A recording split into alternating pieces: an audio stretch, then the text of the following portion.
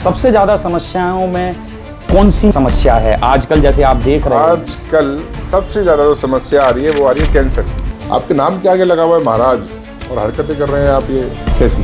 भगवान से किसी को डरा करके बिजनेस मत कीजिए। हनुमान जी की भक्ति को मतलब बचपन से मैंने महसूस किया है और हनुमान जी को मैंने बचपन से ही अपना गुरु, दोस्त, माता पिता सब कुछ माना है। लोग कहते हैं हमें ये कष्ट है, ये रोग है, ये सता रहा है, ये पीड़ा हो रही है, कहीं दर्द हो रहा है, हनुमान बाहुक का पाठ कीजिए, करके तो देखिए आप। कोई कहता है हमारे खून नहीं बन रहा है या हमारे ये समस्या हो रही है, हनुमान जी को जाकर के अनार चढ़ाइए, 2 अनार चढ़ाइए, 1 साबुत चढ़ा दीजिए, दूसरा भोग काट करके भोग लगवा करके वापस लेके आइए, वो खाइए 21 दिन तक, हनुमान बाहुक का पाठ कीजिए, फिर उसके बाद मुझे रिपोर्ट टेस्ट करके बताना है। जब हम पे विपदा पड़े जब क्यों भगवान के पास जाना है, उसको ही मालूम है बहुत चंट है, इस पर संकट पड़ रहा है तो हला भागता हुआ आ रहा है मेरे पास। जनरल तौर पे तो पूजा की विधि क्या है? नॉर्मली किसी को हनुमान जी को पूजना है तो सिर्फ एक बहुत साधारण सा हार्ड मांस खा रहे हैं, मांस मदिरा का प्रयोग कर रहे हैं और मंगल शनिवार को नहीं खा रहे हैं और उस दिन हनुमान जी को चोला चढ़ा रहे हैं। उनका क्या एक दिन में ठीक हो गया सर? और दिक्कतें बढ़ेंगी उनको। हमने अक्सर आपको नीम करौली बाबा पे जाते हुए देखा है, कैसा महसूस होता है? वहाँ मैंने शक्ति महसूस की है। बागेश्वर धाम सरकार को लेकर के इस समय वो सबसे बड़े हनुमान भक्त के रूप में प्रचलित हैं, आप उनको कैसे देखते हैं? एक शब्द में अगर हनुमान चालीसा का महत्व समझना चाहें तो? शक्ति।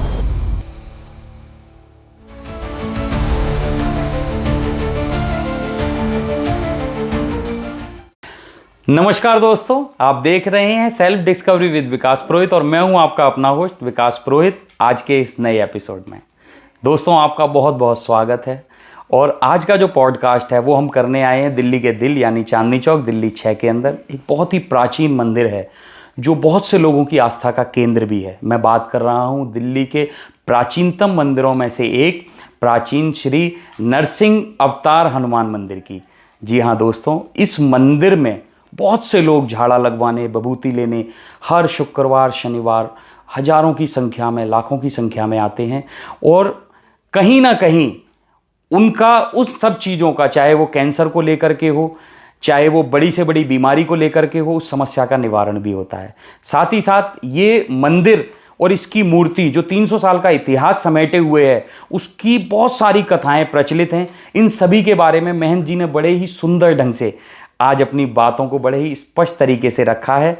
जी हाँ दोस्तों, वैसे तो महंत गौरव शर्मा जी की भी अपने आप में एक जर्नी है। इन्होंने पावर लिफ्टिंग के अंदर इंडिया का नाम रोशन किया है, कई गोल्ड मेडल जीते हैं। तो ज़्यादा देर ना करते हुए पॉडकास्ट को शुरू करते हैं। धन्यवाद। इस मंदिर का ऐसा बताते हैं कि 250 साल या 200 साल पुराना इतिहास है, तो मैं आपसे जानना चाहूँगा कि थोड़ा सा उस पर विस्तार से बताएं। नमस्कार जी, हर हर महादेव। मेरा नाम महंत गौरव शर्मा है और जैसा कि आपने भी बताया सब मंदिर के बारे में, मेरे बारे में, तो वो सब सत्य है। और अभी हम बैठे हैं दिल्ली के 300 वर्ष से भी अधिक प्राचीन नरसिंह हनुमान मंदिर, जो कि पत्थर वाले बाबा के नाम से पूरे विश्व में जाना जाता है। इसका थोड़ा सा इतिहास बताएंगे कि आपकी कितनी पीढ़ी हो गई? यहाँ हमारी 10-12 पीढ़ी से ऊपर हो गई है। मैं 13वीं 14वीं पीढ़ी होऊंगा या 12वीं पीढ़ी होऊंगा। और मंदिर का इतिहास यह है, जो हनुमान जी महाराज हैं यहाँ, नरसिंह हनुमान, नरसिंह भगवान और हनुमान जी का मंदिर है। नरसिंह भगवान का दिल्ली में सबसे मतलब इकलौता नरसिंह भगवान का ये मंदिर है। और फिर जो हनुमान जी हैं वो यहाँ स्वयंभू हैं। नरसिंह भगवान की मूर्ति तो पधराई हुई है, प्राण प्रतिष्ठित है, लेकिन जो हनुमान जी हैं वो स्वयंभू हैं और वो यहीं धरती से निकले हैं जी। तो लोगों की ये मान्यता है कि यहाँ पर जो भी आपके ऊपर कोई भी रोग है, दोष है, कष्ट है, बीमारियां हैं, किसी के बड़े से बड़ी बीमारियां हैं, किसी के कुछ काम धंधे नहीं चलने, किसी को बच्चा नहीं होना, किसी को कुछ समस्या, तो सबका यहाँ इलाज निःशुल्क किया जाता है जी। जैसे आपने अभी बताया कि इन सब चीज़ों का, किसी को बच्चा नहीं हो रहा या किसी को कोई लंबी बीमारी है, वो बीमारी से ग्रस्त है, तो उसका इलाज जो कराया जाता है वो एक ही विधि है या अलग अलग कैटेगरी में अलग अलग तरीके से इलाज किया जाता है? सबको जैसे जिसको जो बीमारी होती है उस हिसाब से डॉक्टर उसको दवाई देता है। हाँ, कि ये 5 दिन की एंटीबायोटिक है, 10 दिन की है। तो इसी तरीके से यहाँ पर जिसकी जिस हिसाब से बीमारी होती है, जिस हिसाब से जिसका जो संकट होता है, जिस हिसाब से जिसकी कोई परेशानी होती है, तो उसका उस तरीके से, उसको उस उपायों से, उस तरीके से जिसको 9 झाड़े लगाने हैं, किसी को 3 लगाने हैं, किसी को 21 झाड़े लगाने हैं, किसी के 21 दिन के परहेज हैं, किसी के 41 दिन के हैं, किसी के और ज़्यादा दिन के हैं, तो सबको उन तरीके से उपचार किया जाता है। और करने वाला सिर्फ हनुमान जी महाराज है। हम तो एक बीज के माध्यम हैं, करता सब हनुमान जी महाराज है। जी, ये बिल्कुल सही बात है भाई। जिसके पीछे हनुमान है वो तो वैसे ही पार जाएगा, उसको तो कोई रोकने वाला है ही नहीं। जैसे आपने अभी चमत्कारों के बारे में बताया कि हम झाड़ा लगाते हैं, तो ये आपके यहाँ मंदिर में आना पड़ता है या कुछ मतलब लोग जैसे आपसे दूर हैं, मान लो हम यहाँ अभी दिल्ली में बैठे हुए हैं, कोई भक्त चेन्नई में है या बेंगलुरु में है, तो उसको यहाँ आना पड़ेगा या कुछ ऐसा भी सिस्टम बना रखा है? जैसे यहाँ पे जो ये झाड़ा है, जब से मंदिर स्थापित है, जब से झाड़ा लगता आ रहा है अब, और झाड़ा हफ्ते में 3 दिन लगता है, शुक्रवार, शनिवार, इतवार, वो सब निःशुल्क लगता है। अब लोग बहुत दूर दूर से, बाहर कंट्रियों से भी लोग आ रहे हैं, पूरे हिंदुस्तान से लोग आ रहे हैं, तो यहाँ पे जो लगता है वो तो सबको फ्री लग रहा है। लेकिन ऑनलाइन एक वामा ऐप है के जरिए, अभी ऑनलाइन जैसे आजकल डिजिटल का ज़माना है बहुत ज़्यादा, आप देख रहे हैं, सबको अपने फ़ोन में ही सब कुछ है। लोगों के फ़ोन ही एक जीवन बन चुका है, लोगों फ़ोन दुनिया हो चुका है लोगों का, दुनिया जीवन सब कुछ वही है मतलब। तो उसको देखते हुए एक वामा ऐप है जो कि ऑनलाइन झाड़ा उन्होंने लगवाना भी स्टार्ट किया है। उस पर आप जाएंगे तो उस पर, लेकिन हम सैटरडे लगाते हैं, तो उस पर कुछ राशि है उनकी, वो आप पे करेंगे उनको पहले, और उसके ज़रिए आपको ऑनलाइन झाड़ा जिस भी आप स्टेट में हैं, अभी इंटरनेशनल भी चालू होने वाला है, पूरे हिंदुस्तान में आप किसी भी स्टेट में हैं तो वामा ऐप पे जा करके आप बुक करेंगे, और बुक कर करके आपको एक स्लॉट मिलेगा कि इस टाइम आपको झाड़ा लगेगा, टाइमिंग के हिसाब से बताएंगे। तो ऑनलाइन भी झाड़ा अभी स्टार्ट हो चुका है। मतलब जो दूर हैं भक्त वो भी आपके पास आ सकते हैं ऑनलाइन द्वारा? जी जी। तो क्या मतलब वीडियो कॉल के जरिए होता है या उस ऐप के जरिए? वो ऐप के जरिए होता है, ऐप पे लाइव होता है, लाइव पे सबके गोत्र और नाम से हम लोग झाड़ा लगाते हैं। और उसमें भी ऑनलाइन भी आप मानिए, ये तो सब भाव का खेल है, आपको मालूम है। आप इतने टाइम से बोल रहे हैं हनुमान जी के, आप भी भक्त हैं, तो आप किसी भी भगवान से कनेक्ट हैं, तो सब भाव का खेल है। हम भगवान को किसी को कुछ नहीं दे सकते, तो जिसका भाव है तो वहाँ बैठा बैठा भी वहाँ लोग ठीक हो रहे हैं। नहीं, ये तो है ही, हकीकत बात तो यही है। तो जैसे आपके पास जो समस्याएं आती हैं, उनमें सबसे ज़्यादा समस्याओं में कौन सी समस्या है आजकल? जैसे आप देख रहे हैं आजकल सबसे ज़्यादा जो समस्या आ रही है वो आ रही है कैंसर की। कैंसर का एक ऐसा हवा, एक भूत बना रखा है ऐसा कि मैं बता नहीं सकता हूँ। मतलब मैं किसी की बुराई नहीं कर रहा, लेकिन किसी को कुछ भी हो गया तो टेस्ट कराता है तो उसके वो कैंसर निकल रहा है। अब कैंसर किसी को पता लग गया कि आपके कैंसर है, तो आधे से ज़्यादा बंदा तो 60% 50% तो वैसे ही मर गया कि हाय मेरे कैंसर हो गया। हाँ, उसकी एक नेगेटिव जो पब्लिसिटी है वो इतनी ज़्यादा हो चुकी है कि डर से ही वो आधा बीमार हो जाता है। अब यहाँ जो आते हैं लोग, उनको पहले तो दिमाग से मजबूत किया जाता है। इतना घबराया हुआ बंदा, इतनी बीमारी वाला, लाखों रुपए फूंक करके फिर यहाँ आ रहा है। बहुत सी बार तो जो डॉक्टर भी ठीक नहीं कर पा रहे, वो भी अपने सारे पूरे 20-50 लाख रुपए उसके खर्च करा चुके हैं, और उसके बाद वो देख रहे हैं कि अब जाने वाला है, उन्हें फिर भी दया आ गई डॉक्टर को, तो उन्होंने बोला कि अब तुम जाओ वहाँ पत्थर वाले बाबा के और वहाँ जाके झाड़े लगवाओ और ठीक हो जाओ। तो आप मानेंगे नहीं, थर्ड स्टेज के भी कैंसर यहाँ आकर के ठीक हो रहे हैं। हाँ, एक कहीं ना कहीं मानसिक रूप से भी आपको बीमारी से ग्रसित होना या छुटकारा पाने में बहुत मदद मिलती है।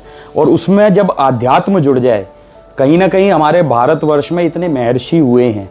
आज कई लोग ये सोचते हैं कि भाई हम यूएस जाएंगे इलाज कराने या यूके जाएंगे। आज अगर हम देखें, सबसे पहले हमारे यहाँ हिंदुस्तान के ही ऐसे ऐसे महर्षि हुए जिन्होंने ये सब जड़ी बूटियाँ या वो आज से कई हजार वर्ष पहले ही तोड़ दिया है। अब जैसे ये तो बात हो गई कि झाड़े की, एक आपके यहाँ विभूति भी आती है, उसके बारे में भी थोड़ा सा बताएं। जल और विभूति और ताबीज, इलायची, काली मिर्च, धूप बत्ती, नमक, राई, ये सब चीज़ें हम लोगों को देते हैं। बताया ना, जैसे मैंने भी, उसको जिसको जो बीमारी है उसको हिसाब से दिया जाता है।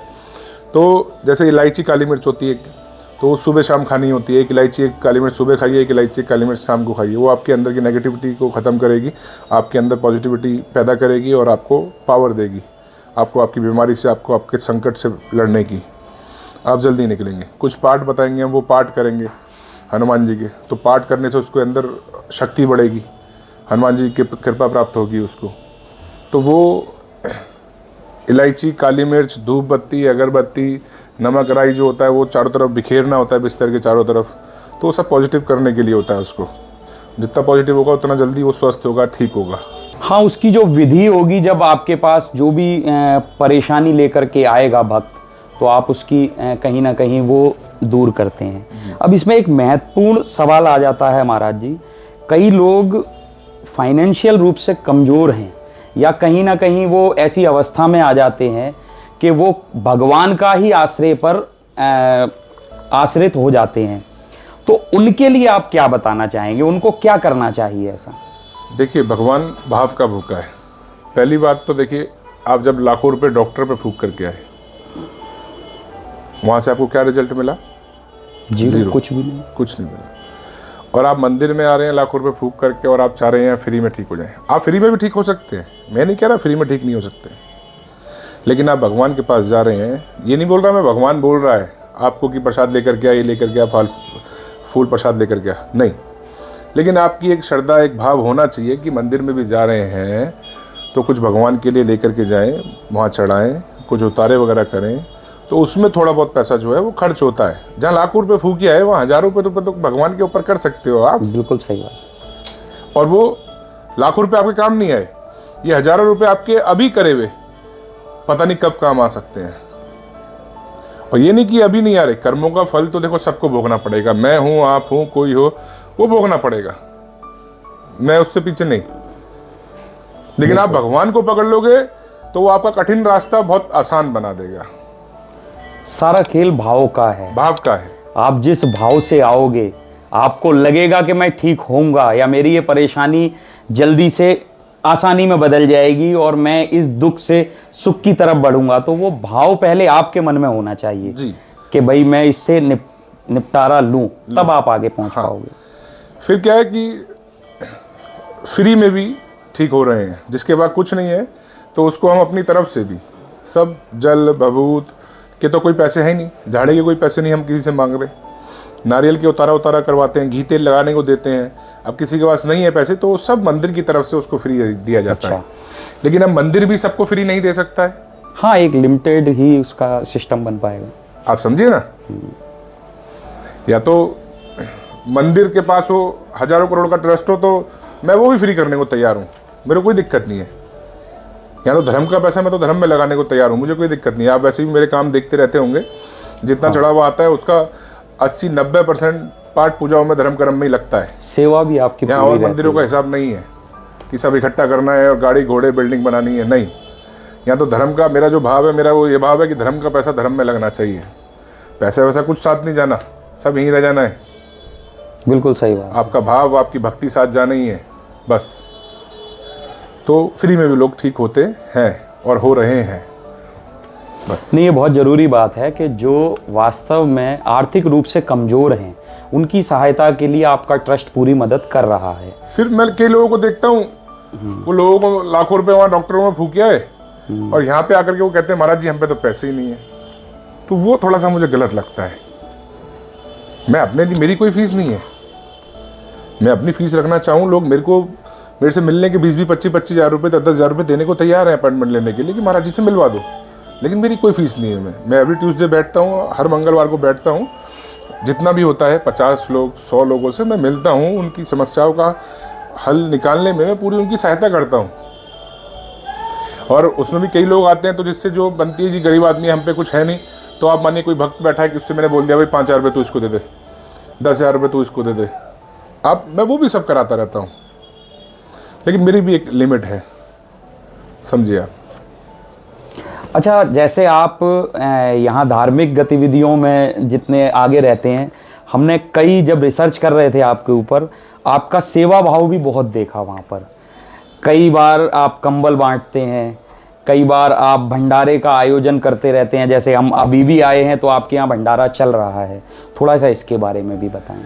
सेवा भाव कोई आपके अंदर डाल नहीं सकता, ये आपके कुछ पिछले कर्म हैं, आपके माँ बाप के, आपके बड़े बुजुर्गों के आशीर्वाद है। तो वो कहते हैं ना कि मतलब राजा आदमी तो दिल से राजा होना चाहिए। ज़बरदस्ती राजा नहीं बना सकते आप उसको, ज़बरदस्ती महाराज नहीं बना सकते। उसके कुछ कर्म है, वो उससे पैदा हुआ है। पैसा तो लोगों पे हज़ारों करोड़ रुपए भरा हुआ है, लाखों करोड़ रुपए भरा हुआ है, लेकिन खर्च करने की नीयत नहीं है, कुछ दान पुण्य करने का मन नहीं है, तो कैसे? और एक वो भक्त है जिसके पास कुछ नहीं है और वो फिर भी चाह रहा है कि नहीं, मैं महाराज जी आपके लिए ये कर दूं, मैं वो कर दूं, भगवान के लिए ऐसे कर दूं, ऐसे कर दूं। तो मतलब वो अंदर से आता है, वो ज़बरदस्ती किसी के अंदर आप नहीं डाल सकते। और भी मंदिर वाले हैं, मैं किसी की बुराई नहीं कर रहा, दिल्ली में और भी बड़े बड़े मंदिर हैं, आप देखते होंगे उनके भी। हाँ बिल्कुल है। लॉकडाउन में भी मेरी कई मंदिर वालों से लड़ाई यही रही, मेरे रिश्तेदारों की कई मंदिर हैं, आप समझ रहे हैं, दिल्ली में बड़े बड़े जो मंदिर हैं, मेरी उनसे भी ये लड़ाई रही कि लॉकडाउन में यार तुम्हारा मंदिर में पैसा क्या धर्म का है? बिल्कुल है ना। और कोई मर रहा है, कोई गिर रहा है, कोई हॉस्पिटल में है, कोई कैसा है, सबका पैसा आ रहा है आपके पास, और आप क्या कर रहे हो उससे? अपने गाड़ी घोड़े में लगाए जा रहे हो, अपने बच्चों को बाहर पढ़ने में भेजे जा रहे हो, ठीक है पढ़ाओ लिखाओ, और अपने बंगले बनाए जा रहे हो, बिल्डिंगें खरीदे जा रहे हो, क्या होगा उन सब का? मंदिर में कुछ लगा नहीं रहे हैं, धर्म कर्म में लगा नहीं रहे हैं। तो मेरी उनसे ये लड़ाई रही कि ये इतना विपदा का टाइम है कि इसमें पूरा देश ही, पूरा वर्ल्ड इसमें लगा हुआ है और लोग भूखे मर रहे हैं। मतलब यहाँ साइकिल मार्केट में मैंने देखा, यहाँ लेबर क्लास बहुत ज़्यादा है। तो जब सबसे पहला लॉकडाउन लगा तो आप समझिए कि दूसरे दिन मैंने ये देखा कि जो जितनी भी लेबर क्लास है यहाँ पे, अब 24 घंटे भूखे मरते हुए हो गया, उन्हें सब बंद हो गया एकदम। हमें भी नहीं समझ में आ रहा था क्या हो गया। तो लोग झूठे रोने पत्तल जो होते हैं उसमें, जैसे भंडारों का होता है, अपने यहाँ डेली भंडारे चलते हैं, तो उसमें से जो किसी का कुछ टुकड़ा बच रहा था, किसी का कुछ टुकड़ा, तो लोग वो टुकड़े उठा उठा करके खा रहे थे।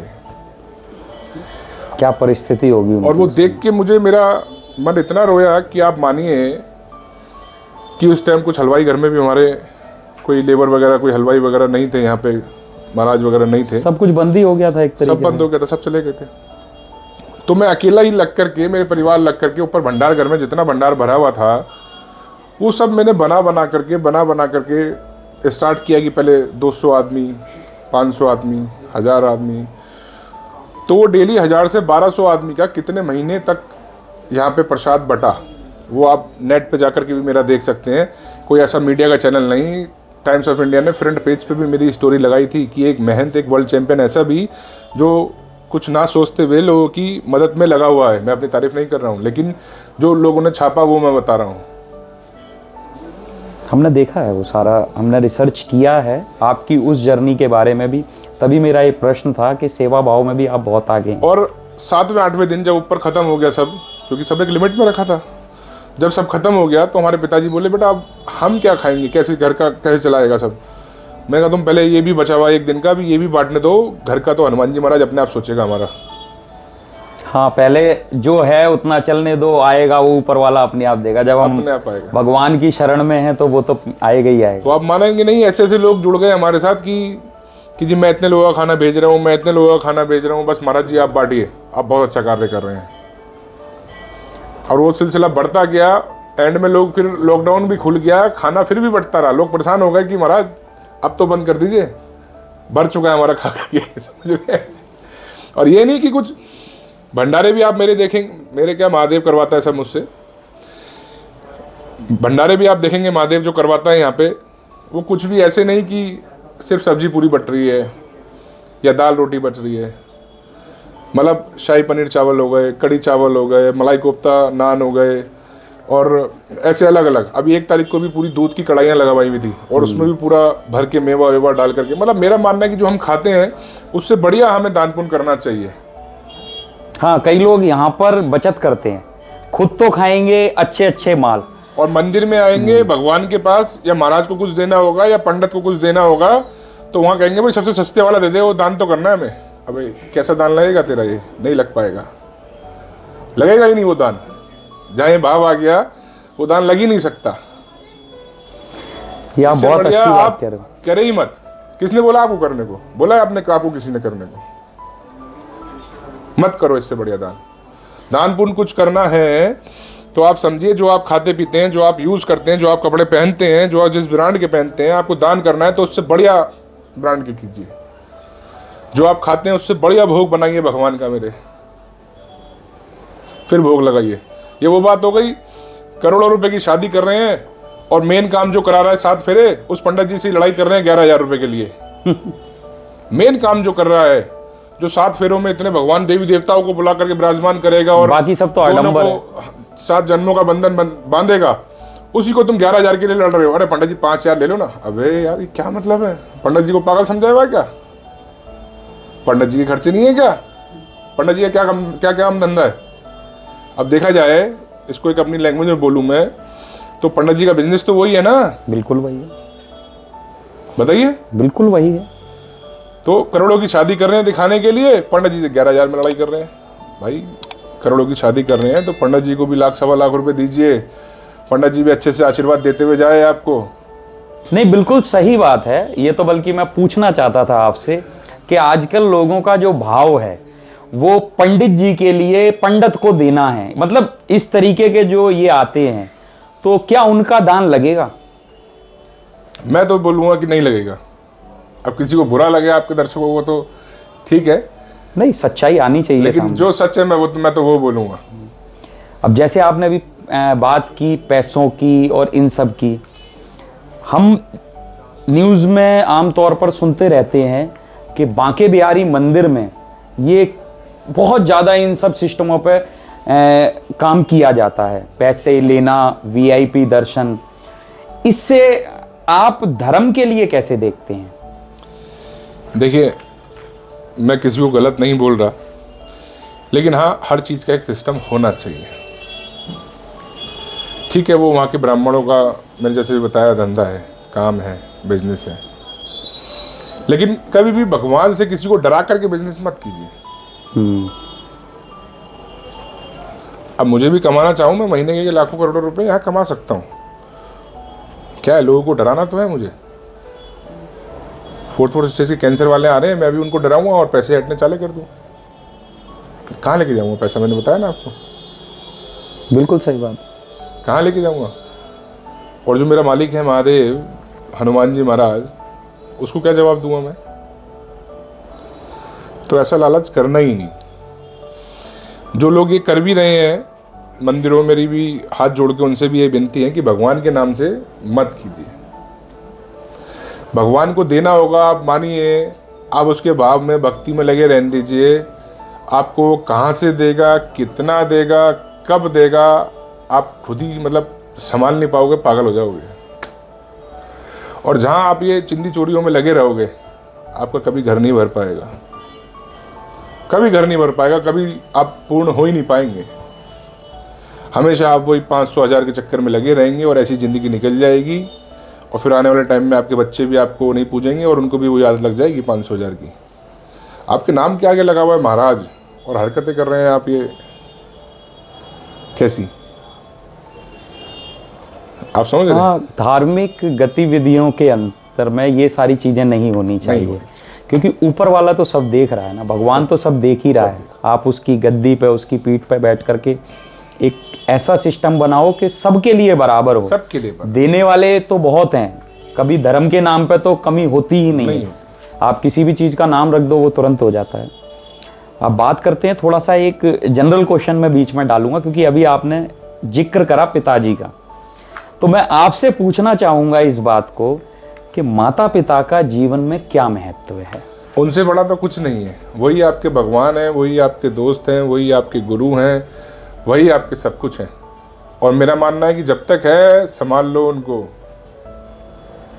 जब नहीं रहेंगे जब पता लगेगा आपको। अब इसी भी मुझे याद आया, मैं अभी पीछे ओल्ड एज होम गया एक, मुझे पता लगा वहाँ पे कि कुछ रिक्वायरमेंट है उनको कंबलों की, तो मैं गया। आप कंबल भी देख रहे होंगे तो कंबल भी अच्छी क्वालिटी के हम लोग देते हैं। वो 100, 200, 500 वाले कंबल नहीं है हमारे। किसी को भी आप कंबल हमारे की तरफ से लेकर के जाएंगे और देंगे तो वो बोलेगा हाँ जी बढ़िया कंबल है। मैंने आपका दूध का भंडारा भी देखा है, मैंने आपके कंबल मेरा कुछ भी नहीं, देखे सब महादेव का है वो, मेरा कुछ है ही नहीं। तो आप मानिए मैं ओल्ड एज होम गया। अब वहाँ पे जाके मुझे मेरे माँ बाप अभी 3 साल के अंदर दोनों का स्वर्गवास हुआ है, दोनों ब्रह्मलीन हुए हैं। मेरी माता जी अभी 3 महीने पहले ही गई हैं। तो मुझे वहाँ जब जाना हुआ तो मुझे बहुत अच्छा लगा। वहाँ मेरे बहुत सारे वहाँ माता पिता दिखे, दादा परदादा की उम्र के भी लोग मिले। एक अग्रवाल जी मिले मुझे वहाँ 112 साल के, जो अभी फरवरी में 112 साल के हो जाएंगे। तो आप मानेंगे नहीं, वहाँ जा कर के जब मैंने कंबल खाना डिस्ट्रीब्यूट किया और जो धनराशि मुझसे बनी मैंने वो उनको दी कि इनके खर्चे के लिए, और बाकी मैंने उनको आश्वासन दिया कि यहाँ के लिए जो भी मेरी तरफ से रहेगा मुझे आप एक कॉल कीजिए, 24 घंटे 7 दिन कभी भी मैं आपके लिए खड़ा रहूँगा। मुझे गुस्सा किस बात पे आया, मुझे बताया गया वहाँ पे कि जी इनके बच्चे आते हैं, कुछ भी उनके तीज त्यौहार होता है तो वो उनको लेकर के जाते हैं, फिर 1-2 दिन घर पे रख के फिर वापस छोड़ जाते हैं। क्या मतलब है ये? मतलब आप मानिए मैं स्पोर्ट्समैन भी हूँ, थोड़ा गुस्सा भी आ जाता है मुझे। तो मुझे तो गुस्सा ऐसा आया कि मैंने कहा अब की बार जब आए तो मेरे को तुम बताना, मैं उनकी क्लास लगाऊंगा सबकी। और मैंने कहा आने वाले टाइम में मैं वो खोलने भी जा रहा हूँ, ओल्ड एज होम भी एक खोलने वाला हूँ मैं अभी जल्दी, जब महादेव खुलवाएगा मुझसे। ये क्या मतलब है? 1 दिन के लिए 2 दिन के लिए आप लेके जा रहे हैं उन्हें, अपने घर के तीज त्यौहार दिखा करके लोगों को बता के कि हाँ ये हमारे साथ हैं, और फिर वापस ओल्ड एज होम में छोड़ दिया। अपने घर के जिसने आपको पैदा किया, जिसने आपको पाल पोस करके पढ़ाया लिखाया समझाया, जिसने आपको नाम दिया कि ये तेरा नाम है, तू इस नाम से अब जाना जाएगा, आज वही बड़ा होकर के उन्हें वहां छोड़ के आ गया। ऐसे लोगों को क्या करना चाहिए आप बताएं मुझे। ऐसे लोग सच्चाई पूछो तो हकदार ही नहीं है जीवन के। मुझे तो लगता है ऐसे लोगों का कानून बनाना चाहिए कुछ, और आप मानिए कि उसके लिए कड़ी से कड़ी सजा होनी चाहिए। भाई जो माँ अपने कोख जो अपने माँ बाप को ऐसे छोड़ के आए उनके खिलाफ कुछ कार्रवाई होनी चाहिए, उनको जेलों में भेजना चाहिए। मैं तो ये कहना चाहूंगा सरकार से। उन बुजुर्गों को कैसे आप किसी के हवाले करके आ सकते हो? फिर वो रील चली गई, रील शूट हुई और रील शूट होकर के मेरे अकाउंट पे चली गई। अब वो रील गई तो आप मानिए उस पे उनके, मेरी तरफ मेरे पास नहीं, उनके जो आश्रम था, जो ओल्ड एज होम था, उन लोगों के पास उनके बच्चों की मेल वेल मतलब मैसेज जा रहे हैं, वो जा रहे हैं कि जी ये वीडियो मत बना के डालिए आप, और मतलब हमने कोई इनको निकाला कोई ना।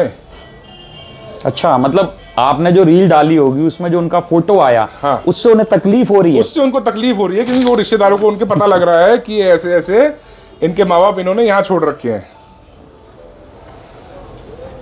तो वो उनका फ़ोन आया मेरे पास आश्रम वालों का, जी ये आप ऐसे रील डिलीट कर दीजिए। मैंने कहा जी मैं बिल्कुल नहीं करूँगा। और मैंने कहा उनको बोलिए, उनके बच्चों को ज़्यादा लग रहा है, मेरा नंबर दीजिए, मैं उनकी क्लास लगवाता हूँ, और उनको बोलिए कि आपको ज़्यादा लग रहा है तो इनको वापस लेकर के जाइए और रखिए अपने पास। जो आप कर रहे हैं वो हम किसी को दिखा भी नहीं सकते। मैंने कहा ये इसलिए डाली गई है कि जिससे और बच्चों को जाकर के आगे इससे सीख मिले कि आप लोग ऐसा मत कीजिए उनके साथ। तो मुझे और फिर गुस्सा आया, आप समझिए।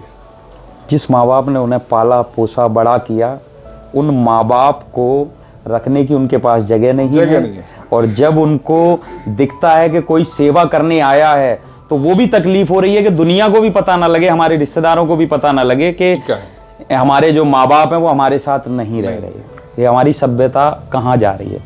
अब इसमें मैं एक चीज़ आपसे और पूछना चाहूँगा, बड़ा इंपॉर्टेंट मुद्दा ये आपने छेड़ दिया कि आप कैसे देखते हैं, हमारे हिंदुस्तान की एक सभ्यता थी, हमारी भारतीय संस्कृति के लिए लोग बड़ी दूर दूर से, आज भी जब हम बाहर जाते हैं देखते हैं वहाँ हमारी संस्कृति को बढ़ावा मिल रहा है, लेकिन हमारे भारत में ही, हमारे इंडिया के अंदर ही आपको नहीं लगता कि कहीं ना कहीं लोगों में ये संस्कृति लुप्त होती जा रही है? ये बहुत ज़्यादा लुप्त होती जा रही है। और आप देख रहे हैं जितना भी बाहर इंटरनेशनल लेवल पे वो सब लोग हमारी संस्कृति को अपनाते जा रहे हैं। वो लोग जिनको अपने माँ बाप का नाम नहीं पता होता था बाहर की कंट्री में, वो लोग अपने माँ बाप को ढूंढ रहे हैं और उनके साथ रह रहे हैं। और यहाँ जिनके माँ बाप ने उनको पढ़ाया, उनको लिखाया, उनको नाम दिया, उनको खाना सिखाया, चलना सिखाया, कपड़े पहनना सिखाया, उनको एक पहचान दी। क्या इसलिए कि आप बड़े होइए और आकर के हमें ओल्ड एज होम में छोड़ दीजिए? तो इसके खिलाफ जैसे मैंने बोला अभी, कोई कानून बनना चाहिए और ऐसे बच्चों को तो सालों को उठा करके अंदर डालना चाहिए। बिल्कुल सही बात है। कहीं ना कहीं सरकार को इसकी तरफ ध्यान देना चाहिए और मैं ज़रूर लिखूंगा क्योंकि ये सरकार बहुत को। बड़ा मुद्दा है। जी जी अवश्य। महाराज जी, मेरा अगला सवाल ये है कि कुछ लोगों का ये सवाल है कि वो भक्ति तो करते हैं लेकिन उन्हें महसूस नहीं होता कि भगवान उनके साथ है या नहीं है, क्योंकि आप हनुमान भक्त भी हो, महादेव के भी भक्त हैं। तो आपको उनकी उपस्थिति कैसे महसूस होती है? हनुमान जी की भक्ति को मतलब बचपन से मैंने महसूस किया है, और हनुमान जी को मैंने बचपन से ही अपना गुरु, दोस्त, माता पिता सब कुछ माना है। उन्हीं के आशीर्वाद से आप मानिए, जैसा आपने अभी जिक्र किया मुझसे, आपने अभी थोड़ी देर पहले किया था कि मैं एक स्पोर्ट्समैन भी हूँ, तो उनकी शक्तियों को मैंने यहाँ नहीं, इंटरनेशनल लेवल पे भी ऐसे से महसूस किया है कि जब मैं छोटा था, मेरी माँ बहुत ही, मैं लाडो से पलता आया, 4 बहनें थी मुझसे, मेरी बड़ी, मैं सबसे छोटा था। तो बाहर मेरे को माँ में कहीं भी जाने देती थी तो किसी को मेरे साथ भेजती थी, या कहीं दूर नहीं जाने देती थी, बहुत लाड से पाला मुझे। तो जब मैं इंटरनेशनल सबसे पहली बार बाहर गया, तो आप मानिए यहाँ से मैं कोई 20-22 घंटे की तो फ्लाइट होगी, उसके आगे 8-10 घंटे बस में, बहुत दूर पता नहीं कहाँ पहुँच गया था मैं। फ्रांस में कई जगह थी लग्गार्ड, यहाँ से दुबई, दुबई से पेरिस, पेरिस से आगे कोई फ्लाइट, वहाँ फ्लाइट से बस, बहुत दूर चला गया। मुझे लग रहा था पता नहीं वापसी पहुँच पाऊँ या ना पहुँच पाऊँ। अब वहाँ जा कर के भी मतलब आप मानिए, मेरे को जो बच्चा अकेला कभी बचपन से ना पलता पाया हो, अब वहाँ जाके मेरे को एकदम ऐसा लगा कि कहाँ गया तू, और मैं थोड़ा घबरा सा गया। तो आप मानिए, जब आँख बंद करी मैंने और मैं बैठा, तो मुझे एहसास करवाया हनुमान जी महाराज ने, तू अकेला नहीं है, यहाँ मैं तेरे साथ हूँ। आप मानिए, जो मैं आँख में आंसू थे, घबराहट थी, क्योंकि उस टाइम में कोई ऐसे फ़ोन वोन की भी इंटरनेशनल कोई इतनी ज़्यादा वो नहीं थी। बात कर रहा हूँ मैं 2004-05 की। अच्छा, हाँ, लगभग 20 साल 19 साल पहले। कोई इतने लाडों से पला हुआ बच्चा और इतनी दूर चला जाए तो कैसा होगा उसको। तो वहाँ हनुमान जी ने मेरे को महसूस कराया, और मेरे को हाँ महसूस हुआ कि किसी ने मेरे को ऐसे पकड़ा और एहसास करवाया कि हाँ मैं यहाँ हूँ तेरे साथ। मतलब भगवान भी ये चेक करता है, जब उसकी जरूरत है आपके सामने आ जाएगा, जब नहीं है हमें लगता है भगवान हमारे साथ नहीं है, लेकिन हमें जरूरत नहीं है उसकी। वो हमें लगता है कि वो हमारे साथ नहीं है, वो फिर भी हमारे साथ खड़ा होता है। गलत भी सही भी सब वो हमसे कराता है, लेकिन वो बोलता है गलत का तेरा साथी नहीं हूं मैं, सही का हूं। वो हमेशा आपके साथ रहता है। आपको लगता है कि यहाँ पे नहीं देख रहा है वो, मैं अब यहाँ चला गया हूँ, यहाँ नहीं देख रहा है, अच्छा मैं चुपचाप से काम कर लेता हूँ, मंदिर तो बंद है, भगवान सो रहा होगा। नहीं, उसका CCTV कैमरा हमेशा ऑन है, तो जो भी करें देख के करें, भगवान देख रहे हैं। कुछ लोग हनुमान जी की भक्ति तो करना चाहते हैं, लेकिन उनको कुछ डर है। वो कहते हैं भगवान हनुमान जी की भक्ति में नियम कुछ कड़े हैं। थोड़ा सा मैं आपसे जानना चाहूंगा, वो ऐसे कौन से नियम हैं? कुछ नियम नहीं है। लोगों ने एक आजकल, जैसे मैं बता रहा हूँ, इंस्टाग्राम पे जितने भी ये सब आजकल सब बाबा बनते आ रहे हैं, सब डरा रखा है लोगों को कि हनुमान जी की भक्ति करेंगे तो आप ये हो जाएगा, वो हो जाएगा। ऐसा कुछ नहीं है। वो भाव का भूखा है बहुत। मतलब हनुमान जी महाराज मेरा एक बहुत बच्चे वाला स्वभाव का है। ठीक है, जब क्रोधित होता है तो बहुत क्रोधित भी हो जाता है, लेकिन वो क्रोधित बहुत ही कम होता है, बहुत कम लोगों से होता है। ऐसा नहीं है, वरना उसका एक बहुत ही बच्चे वाला, एक बहुत ही चुलबुलों वाला स्वभाव है मेरे बाबा का। आप उसको बस जाकर के आराम से जाकर के मनाइए। मंगलवार को कुछ नहीं है, आप जाइए, आपके पास कुछ है नहीं है, आप एक बूंदी का लड्डू, एक पान नहीं लेकर के चले जाइए उसके पास, और माथे से लगा करके चरणों में चढ़ाइए, और देखिए 7 मंगलवार करके देखिए आपकी बातें पूरी होंगी या नहीं होंगी। आप 21 दिन तक 7 बार हनुमान चालीसा का पाठ कीजिए। 22वें, 23वें दिन, 24वें दिन आप देखिए, आपको महसूस होगा कि नहीं होगा, आपके साथ है कोई ध्यान रख रहा है आपका, नहीं रख रहा है। आप करके तो देखिए। आप कर कुछ नहीं रहे हैं और बोल रहे कि भगवान नहीं है, ये क्या मतलब है? भगवान है, हर जगह है। वो ना होता तो ना आप होते, ना हम होते, कुछ भी नहीं होता, हम एक सांस भी नहीं ले पाते। अब ये जैसे अभी आपने जिक्र करा हनुमान चालीसा का, थोड़ा सा इसकी विधि के बारे में भी बताएं कि ये हमें क्यों पढ़नी चाहिए और कुछ लोगों का ऐसा कहना है वो सिर्फ मंगलवार को इसको पढ़ना चाहते हैं, तो मैं ये जानना चाहूंगा कि सिर्फ हर दिन हर भगवान का है, ये तो बस हमने मिथ बना रखी है कि ये बस अब मंगलवार आ गया, आज हमें कुछ उल्टा नहीं खाना पीना, हमें भगवान के ऊपर क्यों एहसान करना है यार। आप समझ रहे हैं, करना है जो काम वो डेली एक नियम बनाइए अपना, सुबह उठिए, स्नान ध्यान कीजिए, एक असली का दिया जलाइए, हनुमान चालीसा का पाठ कीजिए, और उसके लिए आप मतलब शुद्ध होने ज़रूरी हैं। और आप अगर जनेब आपका धारी है, जनेबधारी हैं आप, तो और अच्छा है। जनेब अगर किसी का नहीं हुआ हुआ तो ठीक है, वो भी कर सकते हैं, लेकिन बहुत साधारण पूजाएं हैं हनुमान जी की, कोई इतना तामझाम नहीं लगता किसी भी भगवान में, वो हमने अपने हिसाब से बना रखा है, बस अपने लोगों को दिखाने के लिए बना रखा है बस, कि हमें ऐसे पूजा करनी है, ये दिखानी है, ये करना है, ऐसे करना है। बाकी भगवान नहीं कहता कभी, बहुत सिंपल है पूजा हनुमान जी, कोई ऐसा डरने की ज़रूरत नहीं है। मैंने आपको जैसे बताया कि आपका कुछ काम नहीं हो रहा है, आपको बहुत नेगेटिविटी महसूस हो रही है, कुछ नहीं है, अपने ऊपर से जाइए, 11 रुपये लीजिए, हनुमान जी से प्रार्थना कीजिए, 7 बार क्लॉकवाइज उतारिए और चढ़ा दीजिए।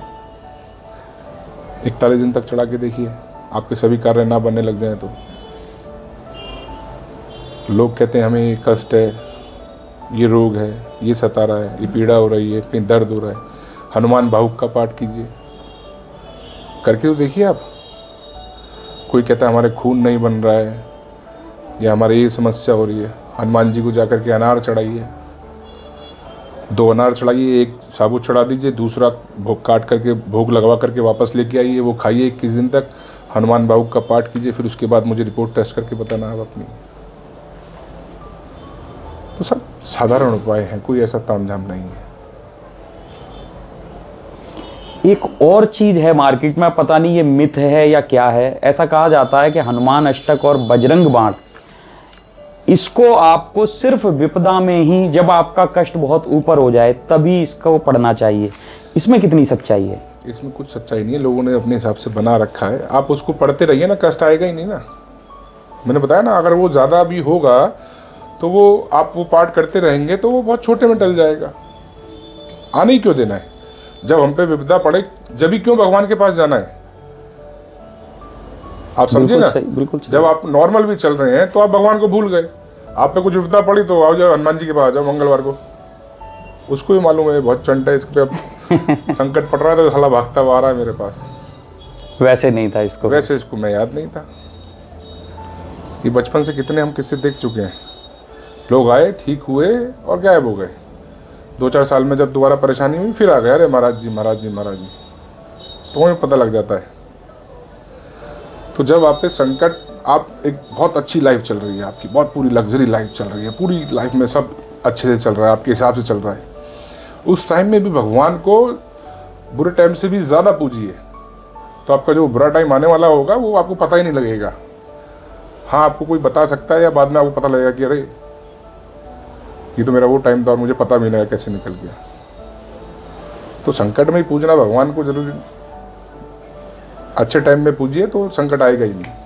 अच्छा, वैसे अगर मैं आपसे जानना चाहूँ एक जनरल तौर पे कि पूजा की विधि क्या है? नॉर्मली किसी को हनुमान जी को पूजना है तो सिर्फ एक बहुत साधारण सा हनुमान चालीसा का पाठ है, वो कीजिए। मंगल शनिवार को हनुमान जी के मंदिर जाइए, चोला चढ़ाइए। चोला हाथ से नहीं चढ़ा पा रहे हैं आप, और ये भी मैं बताना चाहूँगा कि हनुमान जी को सीधा ही एकदम जाकर के भी आजकल आप देख रहे हैं कि पूरा 5 दिन 6 दिन वो हार्ड मास खा रहे हैं, मांस मदिरा का प्रयोग कर रहे हैं, और मंगल शनिवार को नहीं खा रहे हैं और उस दिन हनुमान जी को चोला चढ़ा रहे हैं। उनका क्या, एक दिन में ठीक हो गया सब, और दिक्कतें बढ़ेंगी उनको। वो जितने भी आपके दर्शक देख रहे हो तो उनको बताना चाहूँगा कि ऐसा पाप मत कीजिए। सात्विक भोजन लो। मैं पूजा करने की मना नहीं कर रहा हूँ, लेकिन वो एक दिन जो भगवान पे एहसान कर रहे हैं वो मना कर रहा हूँ मैं। वो एक दिन भगवान पे एहसान मत कीजिए, सात्विक भोजन कीजिए, मांस मदिरा का प्रयोग ना कीजिए। और चलो प्याज लहसुन की मैं बोलता नहीं हूँ किसी को, हम तो हमारे घर में नहीं बनती है आज भी, लेकिन आपको खानी है, आप खाइए, लेकिन मंगल शनिवार कम से कम मत खाइए अगर आप हिंदू हैं तो। इनको अवॉइड करना और वो भी अगर आप हनुमान जी को पूजते हैं तो मत खाइए। ये आपने एक बहुत अच्छा प्रश्न बताया कि आप मांसाहारी अगर हैं तो हनुमान जी से थोड़ा दूर रहें, कहीं ना कहीं तो आपका ज़्यादा भला होगा। ज़्यादा भला होगा। फिर आप बोलते हो कि जी मैं पूजा भी कर रहा हूँ और महाराज जी मेरा उल्टा हो रहा है। क्यों नहीं होगा भाई? वही बात आ गई ना अभी कि उसे सब पता है, वो हर जगह देख रहा है। हनुमान जन्मोत्सव हमारे हिंदू धर्म में एक बहुत ही बड़े धूमधाम से मनाया जाता है, लेकिन आपका जो मंदिर है या मैं कहूँ पीठ है, उसमें इसका बहुत बड़े स्केल पे आयोजन होता है। थोड़ा सा उसके बारे में भी बताएं कि हनुमान जन्मोत्सव में क्या चीज़ें हैं जो हमारे को करनी चाहिए और क्यों हनुमान जन्मोत्सव महत्वपूर्ण हो जाता है हर हिंदू के लिए। बहुत ही ज़रूरी है सबके लिए मनाने के लिए, क्योंकि हनुमान जी महाराज आज भी आपके और हमारे सबके बीच में हैं। और आपके और हमारे ऊपर किसी के ऊपर भी विपदा आती है तो सबसे पहले कौन याद आते हैं? हनुमान जी। और उसी का आप उत्सव नहीं मनाएंगे तो कैसे चलेगा? आप तो इसको बड़े ही धूमधाम से वैसे मनाते हैं। मैं क्या, सब महादेव मनवाता है, मेरे बस की कुछ भी नहीं है। मैंने बोला मैं तो एक सब कुछ जो करवाता है सब महादेव करवाता है। वो कैसे करवाता है, क्यों करवाता है, मुझे नहीं पता। हाँ, मेरी हर साल अपनी तरफ से कोशिश होती है कि मैं उसको एक अच्छे तरीके से आज के युग के हिसाब से अच्छे से लोगों को समझवा सकूं, बता सकूं कि हनुमान जी महाराज से जुड़िए और हनुमान जी को पूजिए और हनुमान जन्म उत्सव अच्छे से अच्छे तरीके से मनाइए जी। और अपने हनुमान उत्सव की विशेषता ये है कि अपने मंदिर में 1.25 मन चांदी की प्रतिमा है, जिसके साल में सिर्फ 2 ही बार दर्शन होते हैं, एक हनुमान जन्म उत्सव पर, एक जन्माष्टमी पर। अभी हम जहाँ बैठे हैं इसके पीछे जो ये कुटियार है, यहाँ वो हनुमान जी की प्रतिमा रखी है जो कि 1.25 मन चांदी की प्रतिमा है। और वो भी जब से मंदिर स्थापित है, जब से वो प्रतिमा है, तो लोगों की मान्यता है कि उनके दर्शन करने मात्र से ही आपके सभी कष्टों का, आपके सभी चीज़ों का निवारण मिलता है, आपकी सभी मनोकामनाएं पूर्ण होती है। आपको बहुत बार हमने महारुद्राभिषेक, रुद्राभिषेक करते हुए देखा है, तो मैं जानना चाहूँगा कि महारुद्राभिषेक का जीवन में क्या महत्व है और ये कब कब करना चाहिए? आपकी मुक्ति का, आपके जन्मों का, आप चाहते हैं कि अगला जन्म आपका ना हो, आपको मोक्ष की प्राप्ति हो, आप महादेव के चरणों में जाएं, आपको यमराज जी की तरफ से कोई यमदूत लेने ना आए, आपको शिवलोक से लेने आए, तो उसके लिए आपको महादेव को पकड़ना पड़ेगा और महारुद्राभिषेक करने पड़ेंगे। तो वो ऐसा नहीं कि बहुत बार देखा होगा, आप देखते होंगे हर सोमवार पूरा महारुद्राभिषेक होता है हमारा।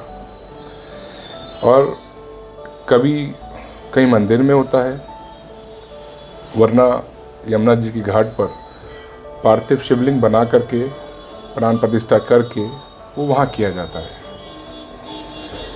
और रुद्राभिषेक का महत्व तो मैं क्या ही बताऊं, वो आप खुद ही करेंगे तो आपको खुद महसूस होगा कि हाँ महादेव महादेव भी है। बस मैं इतना ही कहना चाहूँगा। अब मैं आपसे पूछना चाहूँगा कि नीम करौली बाबा और प्रेमानंद जी महाराज इस समय स्पिरिचुअलिटी के सबसे बड़े प्रतीक के रूप में माने जा रहे हैं। हमने अक्सर आपको नीम करौली बाबा पे जाते हुए देखा है जी। कैसा महसूस होता है जब वहाँ आप जाते हैं? वहाँ जाकर मेरे को बहुत ही एक अलग ही अनुभव होता है, बहुत एक शक्ति का, एक बोल सकते हैं आप कि मैं वहाँ एक तरीके से मेडिटेशन करने, ध्यान करने, अपने आप को चार्ज करने जाता हूँ।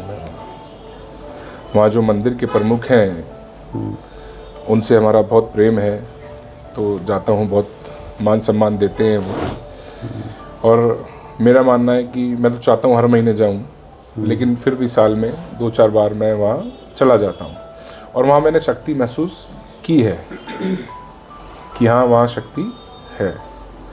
और वहाँ मैं कोई अभी से नहीं जा रहा हूँ कि ये कुछ अभी भीड़ बढ़ गई है तो मैं अभी से जा रहा हूँ। जब वहाँ मंदिर खाली भी रहता था, जब भीड़ भी नहीं होती थी, मैं जब से जा रहा हूँ। कितने साल हो गए इतना मुझे अंदाज़ा नहीं है, लेकिन वहाँ मैंने शक्तियाँ महसूस की हैं। एक और क्वेश्चन है जो आपके पर्सनल जुड़ा हुआ है कि आपकी हंसराज रघुवंशी और बजरंग पुनिया जी के साथ बहुत गहरी दोस्ती है और मशहूर भी है वो उस चीज़ के लिए। इतनी भागदौड़ भरी जिंदगी में दोस्ती का क्या महत्व है? दोस्ती का भी अपने आप में एक बहुत बड़ा महत्व है। दोस्त, मैं आपको मतलब बताऊं कि दोस्त का महत्व वो है कि जहाँ कुछ नहीं खड़ा होता वहाँ आपका एक सच्चा दोस्त खड़ा होता है। और दोस्ती अपने आप में ही एक, भले ही आपके विचार ना मिलते हो, लेकिन आपकी अगर दोस्ती है उससे, तो अगर वो कुछ गलत भी कर रहा है वैसे तो आप नहीं करने दोगे अगर आप उसको समझाएं। अगर वो कर भी रहा है तो जहाँ कोई नहीं खड़ा वहाँ आप उसके साथ खड़े होंगे या वो आपके साथ खड़ा होगा। और ये दोनों ही मेरे दोस्त हैं, छोटे भाई हैं, मतलब बहुत प्यार है इनके लिए। हमेशा मैं, जब भी रुद्र अभिषेक होते हैं, मंदिर पे कुछ भी होता है, तो हमेशा मैं इनके लिए, इनका नाम गोत्र से पूजा होती है इनके लिए। और इसके अलावा और भी मेरे कई दोस्त भाई हैं जो बहुत खास हैं मेरे। अब हम इस पॉडकास्ट के लगभग अंतिम पड़ाव में हैं। इस एक क्वेश्चन है, उसके बाद सीधे रैपिड फायर पे जाएंगे। तो मैं आखिरी सवाल आपसे पूछना चाहूँगा बागेश्वर धाम सरकार को लेकर के। इस समय वो सबसे बड़े हनुमान भक्त के रूप में प्रचलित हैं, आप उनको कैसे देखते हैं? और मैं ये भी पूछना चाहूँगा, क्या कभी आपकी उनसे मुलाकात हुई है? मेरी उनसे कभी मुलाकात नहीं हुई, मतलब हाँ एक दो प्रोग्रामों में हुई, लेकिन पर्टिकुलर ऐसी कुछ हमारी बातें नहीं हुई। जैसे पीछे धर्म संसद था, रखा हुआ था देवकी नंदन जी ने, तो उसमें हम लोग थे साथ में, एक ही रो में हम लोग बैठे हुए थे, लेकिन पर्सनल कभी ऐसे मेरी उनसे बात नहीं हुई। हाँ, मेरा उनकी सबसे अच्छी बात मुझे ये लगती है कि हिंदू राष्ट्र को बनाना। हनुमान जी के भक्त हैं वो अपनी आप में एक बहुत बड़ी बात है, लेकिन सबसे अच्छी बात मुझे जो उनकी लगती है कि हिंदू राष्ट्र को बनाना, हिंदुओं को साथ लेके चलना, हिंदुओं को जगाना, हिंदुओं के बारे में खड़े होकर के बोलना, वो एक अपने आप में मुझे बहुत ही अच्छा बात लगती है उनकी। अभी हमारा सवालों का दौर ख़त्म हुआ, अब हम आते हैं अपने रैपिड फायर राउंड में। मैं चाहूँगा आप जितना शॉर्ट करके इसका जवाब दें उतना दे सकते हैं। सबसे पहले मेरा सवाल ये है आपसे कि आपके जीवन का सबसे बड़ा प्रेरणा स्रोत कौन है? महादेव। एक शब्द में अगर हनुमान चालीसा का महत्व समझना चाहें तो? शक्ति। हनुमान जी को अगर एक शब्द में व्यक्त करें तो? भक्ति। आपके जीवन का एक पसंदीदा क्वेट्स या मंत्र? हर हर महादेव। मंदिर की सबसे यादगार मेमोरी कौन सी है? सभी यादगार है मेरे लिए तो। चलिए, अब मैं अंत में यही कहना चाहूँगा महाराज जी, आपने बड़े ही सुंदर तरीके से और साधारण भाषा में और बेरोक टोक जवाब दिए हैं। और कहीं ना कहीं मुझे ऐसा लगता है कि आपने वो कहा है जो आपके दिल से निकला है, और यही हमारी सबसे बड़ी जीत होती है कि जब हम दिल से निकली हुई बात को सुने। मैं आपके व्यस्तम समय के लिए जो आपने हमारे लिए, हमारे चैनल के लिए निकाला है, उसके लिए धन्यवाद कहना चाहूँगा। कोई लास्ट मैसेज अगर आप हमारे दर्शकों को देना चाहें तो दे सकते हैं। नमः पार्वती पते हर हर महादेव। बहुत बढ़िया आज का पॉडकास्ट रहा। ये हमने मंदिर के प्रांगण में बैठ करके किया, ये एक बहुत अच्छी बात है। अंत में मैं आपसे यही कहूँगा, मैंने पूरी कोशिश की अपने सवालों को सही तरीके से रखने की। फिर भी आपको लगता है कोई सवाल ऐसा छूट गया हो तो कमेंट बॉक्स में लिख कर भेजें। कोशिश करेंगे अगली बार महाराज जी का समय लेकर के उन सवालों को बुलवाने की। साथ ही साथ वीडियो पसंद आया हो तो लाइक शेयर करना ना भूलें और चैनल को सब्सक्राइब जरूर करें, नोटिफिकेशन बेल ऑन करें। हर हर महादेव।